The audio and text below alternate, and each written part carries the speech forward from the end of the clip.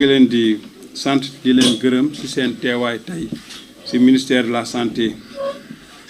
et de l'hygiène publique di leen ñaanal weeru koor weeru jàmm di ko ñaanal tamit suñu mbokk chrétiens yi. Donc tey dañ fi ñëwoon di wax ci affaire Softcare mooy usine boo xam ni mu ngi fii ci Sénégal di defar ay lu ñu wax couche pour bébé wante tamit ay serviettes hygiéniques parce que dafa am benn inspection boo xam ni dañ koo defoon inspection boobu benn agence de réglementation pharmaceutique moo ko ordonné woon ba ñu wax nañu retirer produit Softcare ci marché bi produit yooyu mooy couche yi ak serviettes hygiénique yi parce que dañ doon wax ni que dafa am risque dafay am gàllankoor ci wér-gu-yaram boobu bu mu amee comme dafa amoon wax boo xam ni daf ci toftal dama ordonné ñu def benn enquête indépendante boo xam ni am na benn représentant assemblée nationale bu tudd député honorable député Insa Damfa am ay représentant ministère de la santé mun naa ci tudd professeur Mbagnick Diop Yérim Mbagnick Diop tudd ci professeur Mamadou Fall tudd ci Mor Diagne boo xam ni ministère fii lay liggéey nekk conseil technique mbirum pharmacie wante amoon tamit suñuy naataangoo ñu jógee ministère de l'industrie et du commerce ñu ñëw bokk ci gëstu bi ci ñooñu mun naa ci tudd Seydou Nourou Baro boo xam ne moom commissaire aux enquêtes économiques la tudd ci tamit ku tudd Khadim Ndiaye nekk moom tamit commissaire aux enquêtes économiques. Donc ñoom def nañu liggéey boo xam ni dañu saytu ci documents yi dem ci usine bi daje ak nit ñi dem tamit ARP daje ak inspecteur yoo xam ni ñoom ñoo defoon liggéey bi.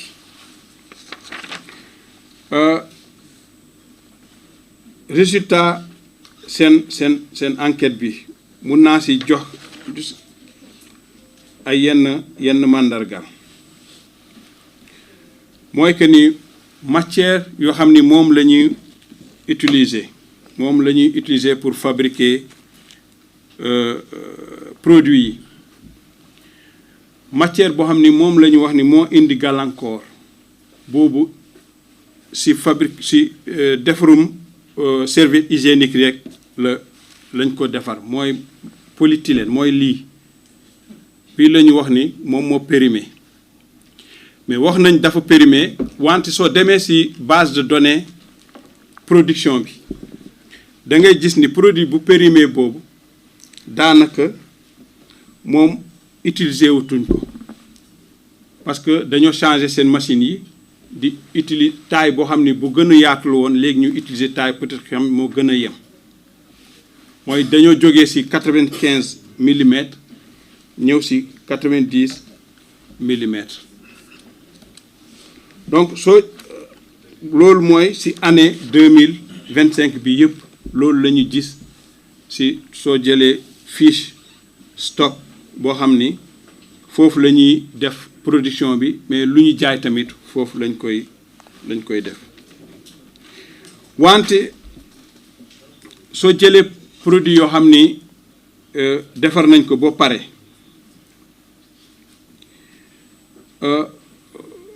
lu ñu produit boo xam ne defar nañ ko ba pare ci mbirum njaayam bi ça veut dire que kii bi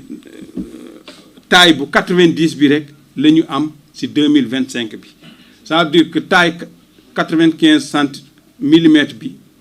moom depuis 2024 mënoo ko gis ci vente bi parce que loolu dafa am solo pour ñu rappeler ko léegi soo jëlee mbirum wér-gu-yaram parce que dañu wax ni dafay gàllankoor mbirum wér-gu-yaram parce que loolu moo gën a intéressé ñun ministère de la santé tey amul soo gëstuwee amul benn élément scientifique boo xam ni day wone ni que ni ko produit Softcare serviette hygiénique walla couche yi yu ñu jëfandikoo am na gàllankoor santé parce que loolu pour nga mun ko wax il faut nga am ay données nga mun ko màndargal bu baax fekk gëstu nga si nga mun a wax ni que lii am na gàllankoor walla amul wante usine bi si boppam mbir mi bu mu éclaté moom dafa anticiper dem Allemagne yóbbu fa produit analysé te produit analyse bu mu ñëwaatee dafa wane ni que ni am na conformité par rapport ak lu ñuy wax standard internationaux mooy produit yu mun yoo xam ni mu ngi circuler ci au niveau international ak ñoom produit bu ñuy defar fii Sénégal daanaka ñoo méngoo côté qualité. léegi su ma buggee tënk pour bañ a guddal comme def nañu loo xam ni moo gën a am solo ci français dama leen di jox juste conclusion étude bi. su ma ñëwee ci conclusion bi dañuy wax ni que matière première périmée bi duggul ci lu ñuy wax production bi en tout cas 2025 bi yëpp 2024 ñu ngi doon utiliser benn produit mais ñu arrêté ko loolu moo indi ñu am ay matière première périmée parce que mënatuñ ko woon continuer di ko utiliser 2025. lu ci topp mooy risque sanitaire bi lu ñuy wax gàllankoor pour wér-gu-yaram démontré wuñ ko prouvé wuñ ko xëy na dañ koy wax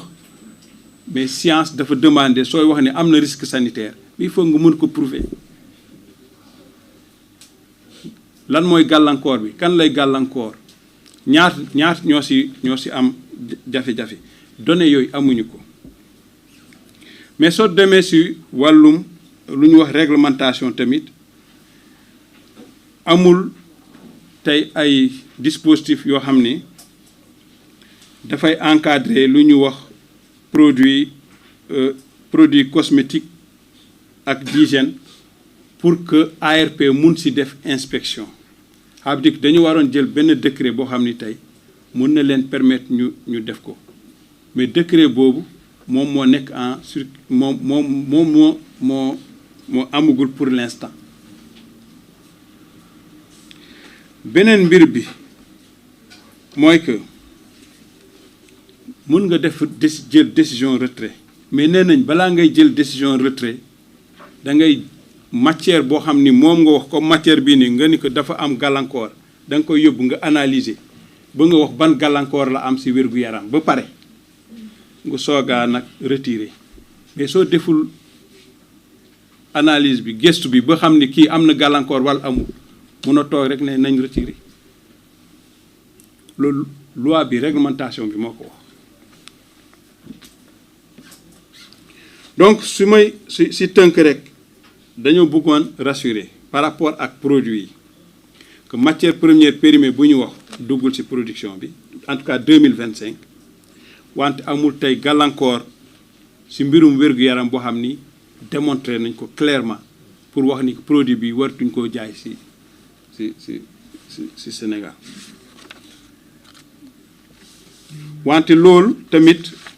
dafa laaj ñu jël ay yenn mesures te mesure boo xam ni moom la ñuy gën a jox gëdd tey mooy que inspection il faut que mu am dans l'avenir parce que la santé population bi dañ ko war a préserver dafa nekk une priorité absolue wante il faut que ñu def ko ak pédagogie lu ñuy wax pédagogie mooy xam nga am na ay entreprise am na ay usine walla leneen xëy na dafa am lu ñuy defar faut nga dem foofu nga xool lu ñuy defar su fekkee ni lu ñu wax ni manuel de guide de bonne pratique duñ ko appliquer bu baax nga xool ko nga tàggat leen pour ñu mën a utiliser guide de pratique boobu bu baax a baax nga xam ni da nga leen di dimbal ñu améliorer qualité bi produit yi ñu def mu gën am qualité pour que mu mun a respecter lu ñu wax exigence sécurité sanitaire pour que ñu nga xam ne lu ñu fay defar day méngoo ak protection sanitaire usagers yi mais tamit nga dimbali entreprise boobu mu mun a développer wu te loolu c'est pas contradictoire mun nañu am effet sanitaire positif si ñun wante tamit dimbali entreprise bi pour mu gën a mën a développer outil yam donc pour loolu yëpp il faut que ñu nekk ci partenariat surtout ak ministère de l'industrie et du commerce pour que ñu mun ci veiller bu baax a baax wante dafa laaj ñu liggéey ci jumtukaay yoo xam ni day def lu ñu wax matériaux-vigilance, ça veut dire que matériaux yu bëri ay matières yu bëri yoo xam ne ñu ngi koy jëfandikoo tey ci usines yi walla ci yeneen ñu mun ci gëstu bu baax xool est-ce que am na gàllankoor ci wér-gu-yaram walla amul gàllankoor ci wér-gu-yaram su jaree aussi après ñuy mun a def ay étude épidémique pour xool ñan ñoo ci mun a loru ak nan lañ koy nan lañ koy defee prévention tamit ñu mën ko prévoir ci suñu dispositif à venir lii laa amoon di tënk ko ci wolof di leen sant di leen gërëm. Merci monsieur le ministre. Je pense que il y aura pas beaucoup de questions, on peut diminuer même parce que j'imagine que c'est très clair. En président